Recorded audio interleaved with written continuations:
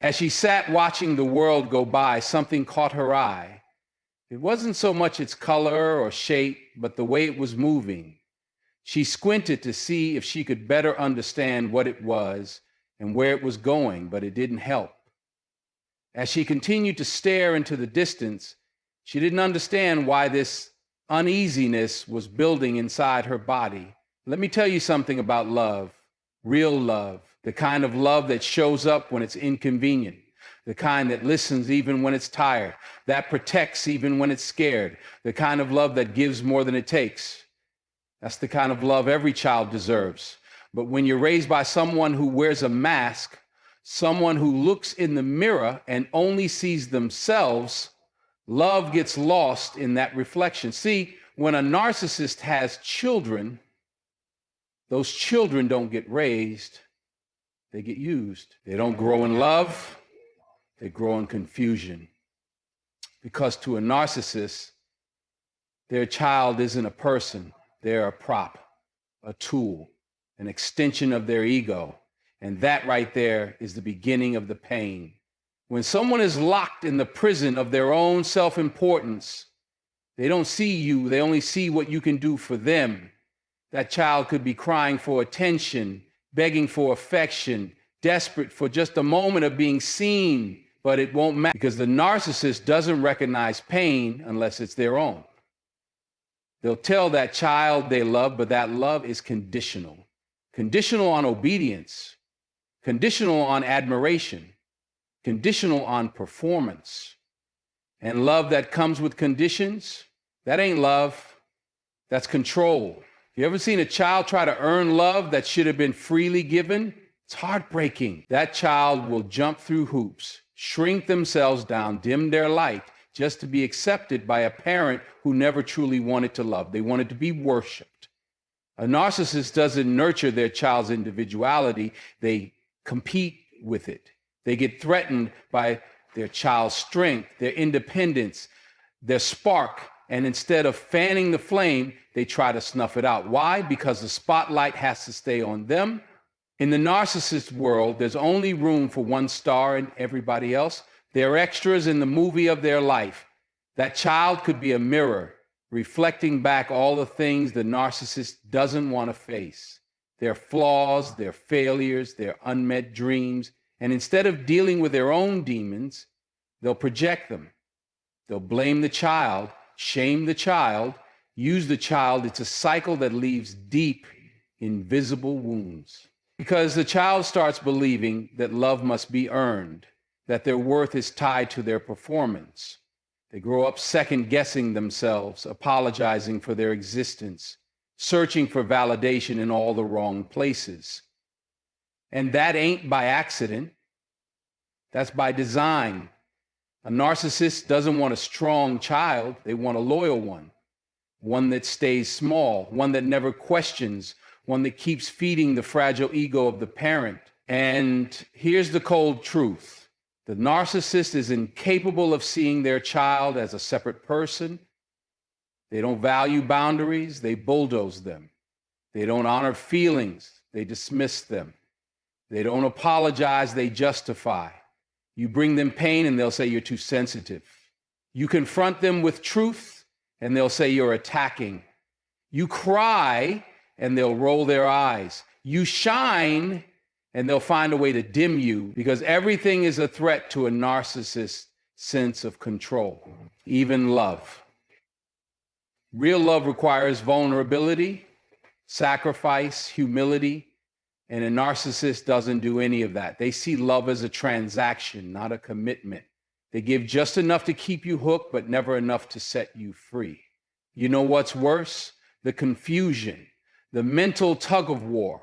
One moment they're praising you, the next they're punishing you. 1 minute you're their pride and joy, the next you're their disappointment.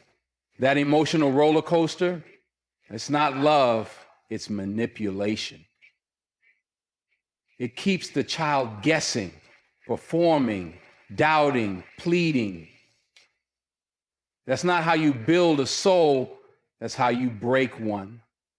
And even as that child grows, the narcissist doesn't let go. They still want control. They still want to dictate how you live, who you love, what you become. They don't support your growth, they fear it, because the more you become your own person, the less power they have over you. So they guilt you, shame you, use your loyalty against you. But let me tell you something. You are not crazy. You are not selfish. You are not unlovable. You are a human being who deserves to be loved without conditions, to be seen, heard, and cherished just for being who you are, not for what you could provide, not for the ego you helped prop up, not for the image you were forced to protect. That wasn't love. That was survival. That was manipulation dressed up as parenting. That was a role you never asked to play in a story you didn't write. And it's okay to grieve that. It's okay to feel angry, confused, even broken. But don't you dare let that pain define you. Don't let that voice in your head, the one that sounds like them, keep you small. You have the right to break the cycle, to create a new story, one rooted in truth, in dignity, in real love. You have the right to say no more pleasing, no more shrinking, no more being who they needed you to be to feel powerful, because the most powerful thing you can do is heal, grow, rise, not to prove them wrong, but to set yourself free. See, love isn't about control. It's not about fear. It's not about making someone feel small so you can feel big. Love is patient. Love is kind. Love doesn't envy, doesn't boast, doesn't dishonor others. That's what love is supposed to be. But when you're raised by someone who only loves the idea of themselves, you don't get that kind of love. You get manipulation, guilt, confusion. But you can unlearn that. You can relearn what love truly looks like. You can give it to yourself, and one day you can give it to someone else. Pure, unfiltered, unconditional, because you are worthy. You always were. You just had the misfortune of being born into the arms of someone who didn't know how to love outside themselves. But you're not them. You are not the narcissist. You are not their projection. You are not the broken mirror they try to fix their reflection in. You are the healing. You are the clarity. You are the light they tried to hide from. So let that truth rise up in you like fire. Let it burn through every lie you were told about your worth. Let it silence every voice that said you had to earn love. Let it guide you toward a life where you don't just survive, you thrive. Because the greatest revenge against a narcissist is becoming whole and staying that way. As she sat watching the world go by, something caught her eye. It wasn't so much its color or shape, but the way it was moving. She squinted to see if she could better understand what it was and where it was going, but it didn't help. As she continued to stare into the distance, she didn't understand why this uneasiness was building inside her body. You ever notice how a child raised by a narcissist carries a weight that's invisible to most? It's a quiet pain, a subtle ache that shows up in how they apologize before speaking, how they doubt their instincts, how they chase love like it's something to be earned instead of something they were born worthy of. It's because they were trained to ignore themselves, their emotions, their thoughts, their needs. They were all made to feel like interruptions in someone else's narrative. Narcissistic parents don't make room for their children's humanity. They want robots, not real people. They want applause, not honesty. A child could be drowning in silence, screaming inside, but as long as the narcissist is getting their admiration, everything's fine. You ask them for empathy, and they'll give you a lecture. You ask them for connection, and they'll give you conditions. It's not love.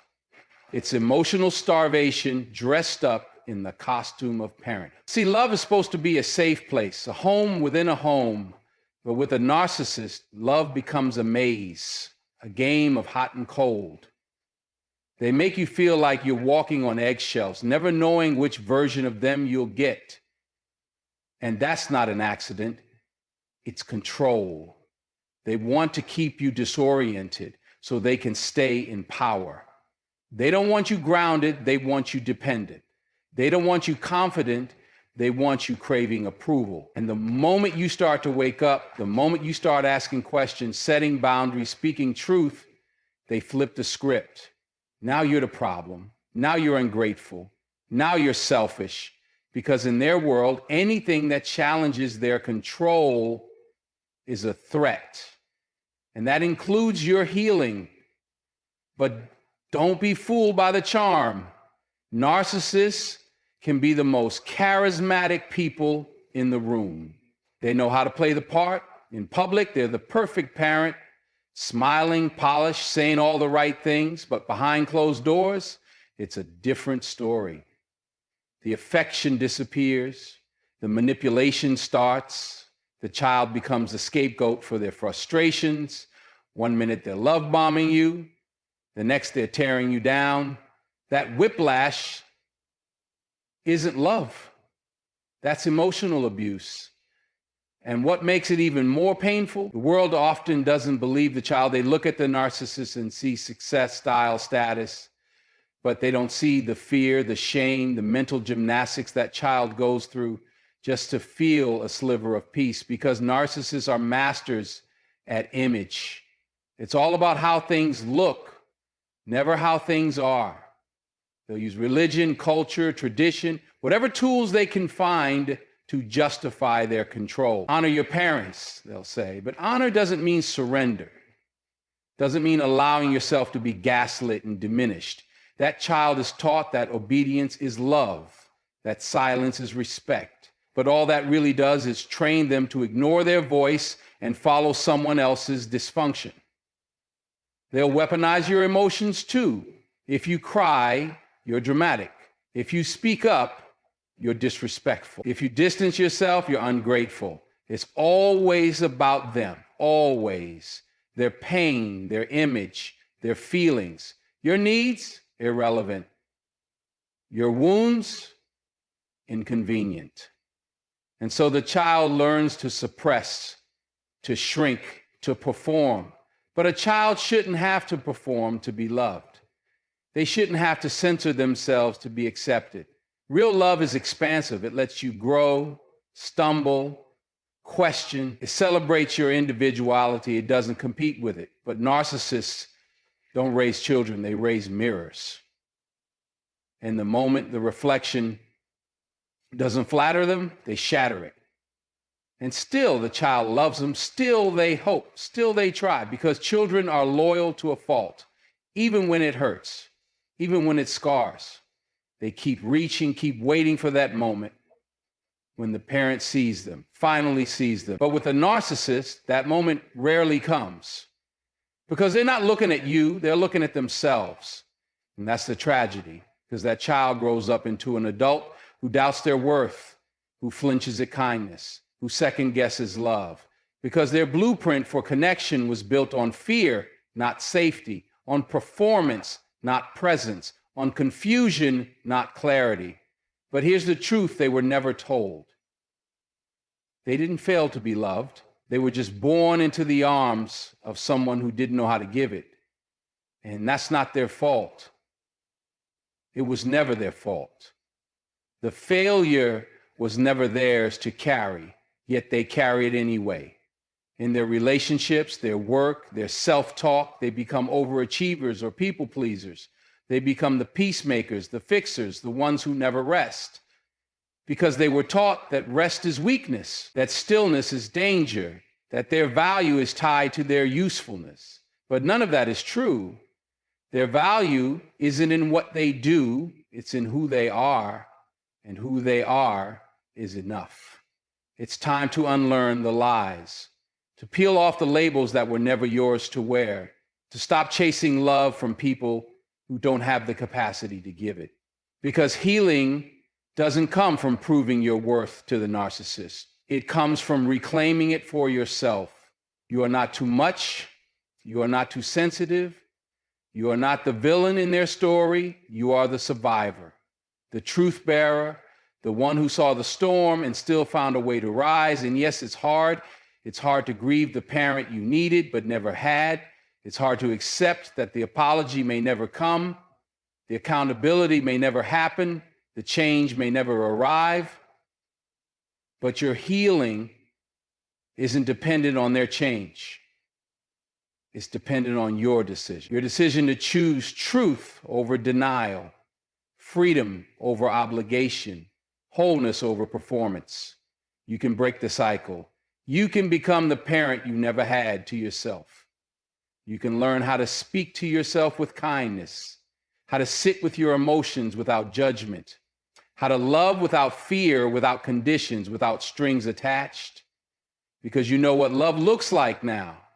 Not because you were shown it, but because you know what it's not. And that knowledge, that's power. You're not weak for needing love. You're not broken for wanting connection. You're human. And no matter how much someone tried to twist that truth, it still stands. You were born worthy, born with a voice, born with a light that no amount of manipulation can dim. So take your story back, take your voice back, take your life back, because the narcissist may have shaped your beginning, but they don't get to write your ending. You do. And you can write it in love, in truth, in power, because you are not their reflection. You are your own. As she sat watching the world go by, something caught her eye. It wasn't so much its color or shape, but the way it was moving. She squinted to see if she could better understand what it was and where it was going, but it didn't help. As she continued to stare into the distance, she didn't understand why this uneasiness was building inside her body. And when that truth finally starts to settle in your soul, when you start to realize that you were never the problem, that you were simply trying to survive in a house built on false love and fragile egos, you begin to breathe a little deeper. The tension that lived in your shoulders, the worry that made a home in your chest starts to lift. Because for the first time, you're not carrying someone else's expectations. You're not walking on eggshells, trying to predict a storm before it starts. You're just being. And for a person who was raised by narcissists, just being is revolutionary.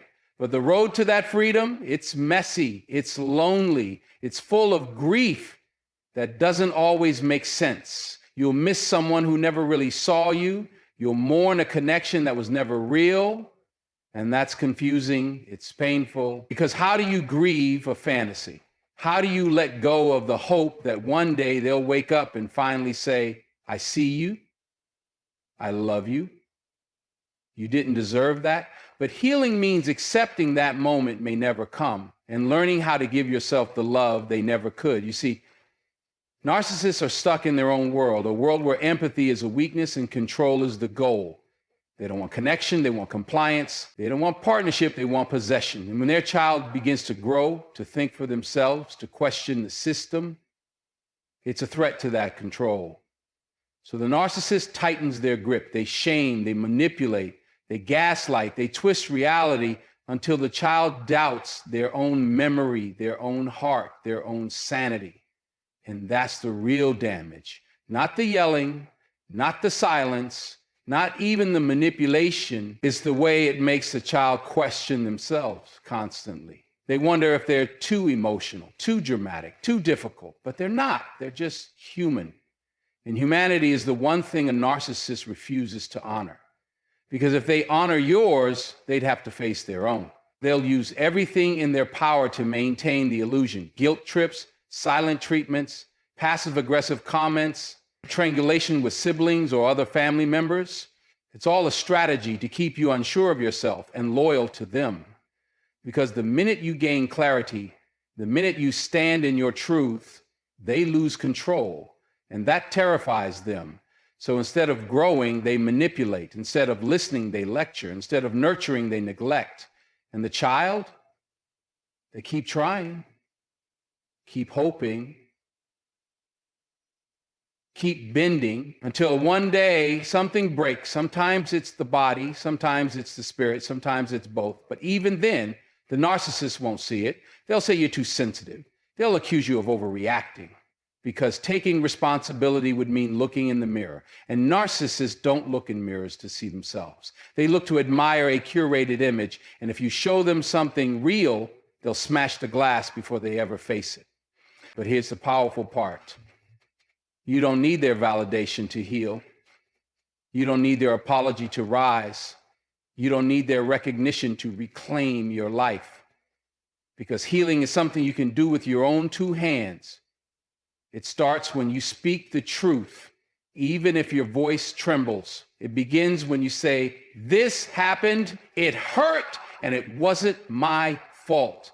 You learn how to reparent yourself, how to give yourself the consistency, the safety, the affirmation you never received. You learn that your emotions are not too much, that your needs are not a burden, that your worth is not tied to how useful you are to someone else. You start building boundaries, not to punish, but to protect. You begin choosing relationships where you're celebrated, not tolerated. And slowly, you stop apologizing for existing. There's this deep-rooted belief in people raised by narcissists that if they just do more, give more, please more, they'll finally be loved. But love built on performance is not love. It's control. You were never meant to earn love through exhaustion. You were meant to receive it freely. You were meant to be nurtured, not managed, to be supported, not manipulated, to be seen as a person, not a possession. You are not here to be someone's emotional punching bag. You are not responsible for managing another person's insecurities. You are not the fixer of wounds you didn't cause. And just because someone is your parent doesn't mean they get unlimited access to your soul. You get to decide what love looks like for you. You get to define your peace. You get to protect your energy. And that, my friend, takes courage. It takes courage to walk away from dysfunction, even when it's familiar. It takes strength to stand up to a parent who refuses to grow. It takes wisdom to recognize that love without respect is not love at all. You are not disloyal for setting boundaries. You are not heartless for protecting your peace. You are not the villain for choosing truth over image. And you are not alone.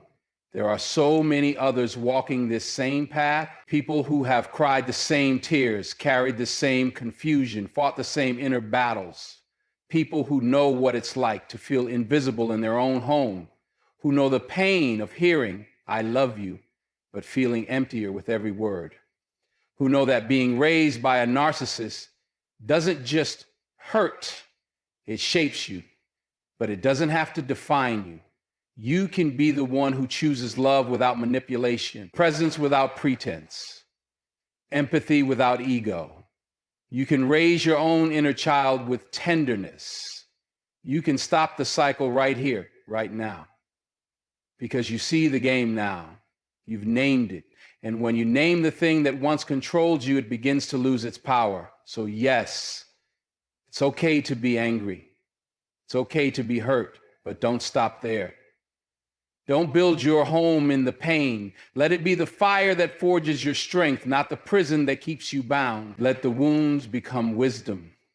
Let the scars become stories. Let the pain become purpose. Because you are not weak for breaking, you are strong for surviving. And now you have the power to build a life rooted in authenticity, in connection, in truth. You have the power to say, "I deserve better," and mean it. You have the power to show up for yourself in a way no one else ever did.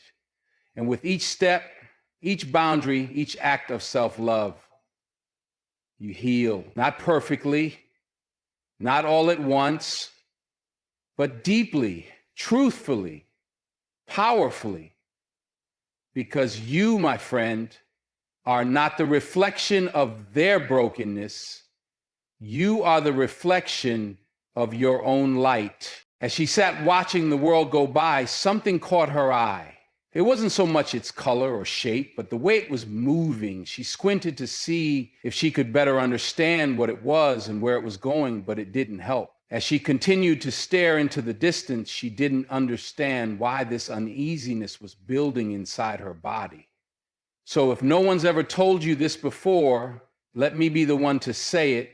What happened to you was real. The pain, the confusion, the emotional starvation, it wasn't in your head. And more importantly, it wasn't your fault. You were a child, longing to be loved in the way every child deserves, but you were raised by someone incapable of loving, without strings, without ego, without control. That's not a reflection of your worth, it's a reflection of their wound. And while you couldn't choose where you came from, you can choose where you're going. You can choose to rise above the chaos, to grow from the ashes, to become the kind of person who leads with heart, not fear, the kind of person who creates peace where there once was pain, the kind of person who breaks cycles, not spirits, because you, my friend, are not bound by the love you didn't receive. You are free to give yourself everything they could not. And in doing so, you become proof that healing is possible, that love is still real, and that even the deepest wounds can lead to the most powerful transformations.